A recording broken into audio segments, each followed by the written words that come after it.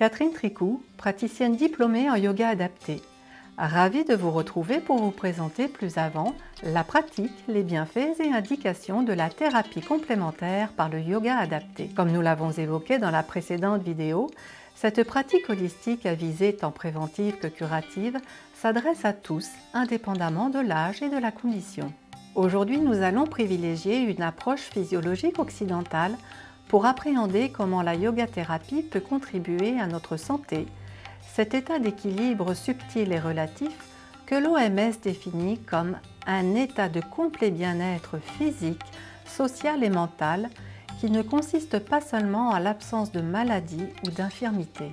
Les prochaines vidéos seront consacrées d'une part aux bienfaits de la correction posturale et de la décompression neurovertébrale et d'autre part aux effets du yoga sur le mental. Mais avant toute chose, évoquons le déroulement concret d'une séance de thérapie complémentaire par le yoga adapté. Dans le cadre d'une approche personnalisée, respectueuse de votre condition et de vos aspirations, nous vous proposons de réaliser un enchaînement d'une quinzaine de postures de Hatha Yoga. Pour ce faire, nous utilisons un matériel spécifique qui permet de s'affranchir des contraintes de la pesanteur et par conséquent d'adapter correctement l'amplitude de chaque posture de yoga à la condition de chacun, de réaliser en toute sécurité des postures de niveau débutant à avancé et ce dès la première séance, de conscientiser la respiration, de s'installer dans un état de profonde relaxation, de générer un relâchement musculaire bienfaisant et enfin de maintenir sans effort la posture aussi longtemps que nécessaire. Nous pratiquons en étroite synergie tout au long de la séance pour assurer votre bien-être et vous permettre de progresser à votre rythme. L'accent est constamment mis sur la respiration, la relaxation, l'équilibre subtil inhérent à chaque posture, mais aussi sur la prise de conscience d'éventuels blocages tant d'ordre physique que mental pour harmoniser subtilement le corps, le souffle et l'esprit. Il ne s'agit en aucun cas d'intellectualiser le processus, mais plutôt de déployer une attention bienveillante dans chaque bribe de votre être pour bénéficier des effets optimums. Comme nous l'avons mentionné auparavant, la santé est un état d'équilibre subtil. Celui-ci peut être altéré plus ou moins sévèrement, de manière passagère ou chronique, par des perturbations tant internes qu'externes. Nous disposons néanmoins de capacités innées pour juguler bien des maux ou, lorsque la guérison ne peut être obtenue, pour gagner en qualité de vie et élargir le champ des possibles. C'est pourquoi dans le cadre de la yoga-thérapie, nous vous proposons de stimuler vos propres capacités d'autorégulation physiologique. Pour comprendre comment nous procédons, nous n'allons pas passer en revue les différentes postures de yoga et leurs effets respectifs, mais nous allons plutôt nous focaliser de manière très schématique sur des notions essentielles de physiologie pour ensuite illustrer ce propos par des exemples de postures de yoga. La plus petite unité biologique structurelle de notre corps est la cellule. Ce sont quelques 30 000 milliards de cellules qui constituent nos tissus, qui eux forment nos organes.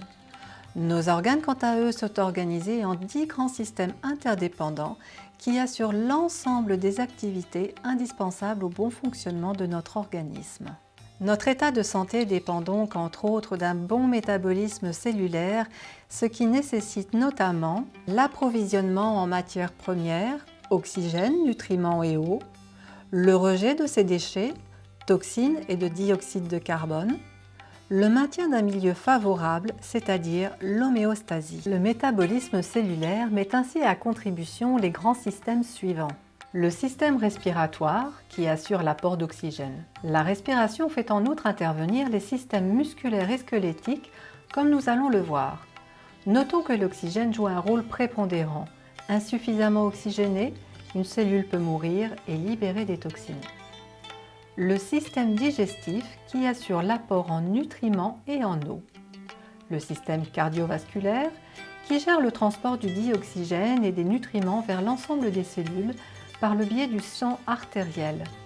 En retour, le sang veineux débarrasse les cellules de leurs déchets, toxines et du dioxyde de carbone. Ces derniers sont éliminés par le biais de la lymphe, de la sueur et de l'urine, ce qui implique respectivement les systèmes lymphatiques, endocriniens et urinaires. Les systèmes nerveux et endocriniens jouent quant à eux un rôle clé pour le maintien de l'homéostasie, c'est-à-dire l'ensemble des processus de régulation interne de l'organisme qui permettent de maintenir les constantes physiologiques indispensables au bon fonctionnement des cellules. Par conséquent, la cellule est au cœur de nos processus vitaux et réciproquement, le bon fonctionnement de l'ensemble de nos grands systèmes est indispensable à un métabolisme cellulaire optimal. Voyons à présent comment les postures de yoga contribuent à réguler l'ensemble des processus essentiels pour nous maintenir en santé. La respiration est fréquemment impactée par un style de vie moderne stressant. Elle se réduit souvent à une respiration haute et superficielle, quasi sans intervention du diaphragme, alors qu'une respiration naturelle et complète mobilise toute la cage thoracique, l'abdomen, les diaphragmes thoraciques et pelviens, mais aussi la colonne vertébrale et nombre de muscles. Au cours d'une séance de yoga thérapie, nous allons donc veiller à ouvrir la cage thoracique, relaxer les muscles du dos et du thorax pour améliorer la mobilité du diaphragme thoracique, équilibrer les pressions entre les cavités thoraciques et abdominales, tonifier le diaphragme pelvien, équilibrer l'ensemble des tensions musculaires, libérer les restrictions articulaires de la colonne vertébrale. Nous développerons ces deux derniers points dans la vidéo consacrée au système musculo-squelettique. Maintenant que le sang est richement oxygéné, il convient de stimuler et réguler le système cardiovasculaire pour permettre l'oxygénation optimum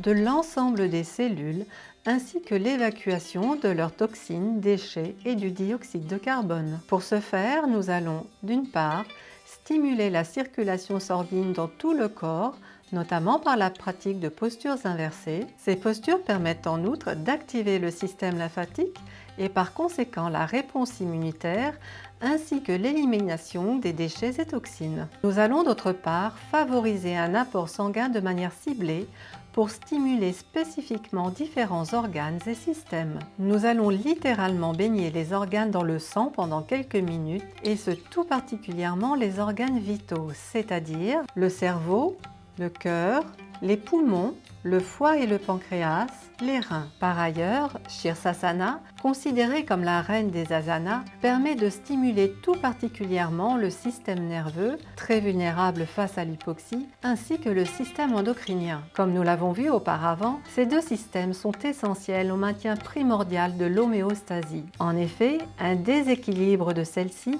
entraîne des dysfonctionnements cellulaires et ou organiques qui engendrent l'apparition de maladies. Pour résumer très brièvement, retenons qu'une séance de thérapie complémentaire par le yoga adapté est configurée pour agir au cœur des processus vitaux en assurant notamment l'oxygénation optimum de l'ensemble des cellules, ces entités vivantes qui fonctionnent de manière autonome et assurent toutes les fonctions de l'organisme, à savoir le métabolisme, le mouvement, la croissance, la reproduction ou encore la transmission de gènes. De par son action complète, la yoga-thérapie est donc une précieuse alliée mieux-être. Elle est particulièrement adaptée en cas de convalescence pour une remise en santé globale, mais aussi en prévention primaire, notamment pour préserver l'autonomie dans le grand âge. Elle permet également de faire face aux troubles passagers des différents systèmes, aux infections, mais aussi aux maladies chroniques. D'ailleurs, comme nous l'avons évoqué dans notre précédente vidéo, l'OMS préconise la pratique du yoga à titre préventif ou curatif pour lutter contre le fléau croissant que représentent les maladies chroniques. La thérapie par le yoga adapté permet en outre de soulager nombre de symptômes associés et d'améliorer de manière tangible la qualité de vie car elle a un impact positif sur la digestion, le sommeil, la mobilité, la proprioception, les fonctions cognitives, la gestion de la douleur, la gestion de l'anxiété et des émotions, la dépression, l'estime de soi. La thérapie complémentaire par le yoga adapté est donc une formidable opportunité de découvrir vos capacités subtiles d'autorégulation physiologique et de devenir un acteur averti de votre mieux-être.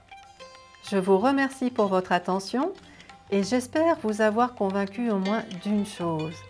Respirez. À bientôt!